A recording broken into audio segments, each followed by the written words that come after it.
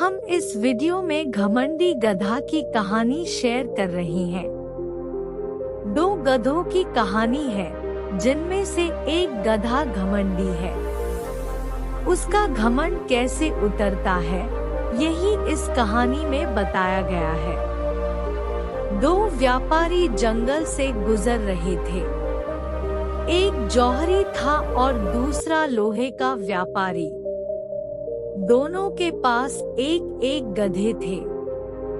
जौहरी के गधे की पीठ रेशम के कपड़े से ढकी थी और वह कीमती स्वर्ण आभूषणों और हीरे जवाहरातों से भरे से 2 थैले अपनी पीठ पर लादे हुए था। वहीं लोहे के व्यापारी के गधे की पीठ पर साधारण कपड़ा था और वह लोहे की छड़ें अपनी पीठ पर लादे हुए था।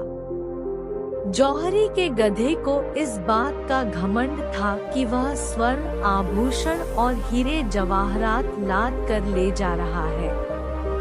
वह बार बार अपनी बातों से लोहे के व्यापारी के गधे को नीचा दिखा रहा था। लोहे के व्यापारी के गधे को बहुत बुरा लग रहा था, लेकिन वह चुपचाप जौहरी के गधे की बातें सुन रहा था। अचानक डाकुओं ने उन्हें घेर लिया।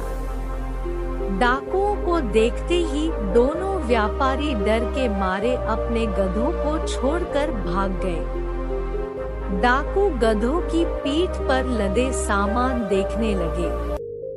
उन्होंने देखा कि लोहे के व्यापारी के गधे पर लोहे की छड़ लदी हुई है। कीमती सामान ना देखकर उन्होंने उसे भगा दिया।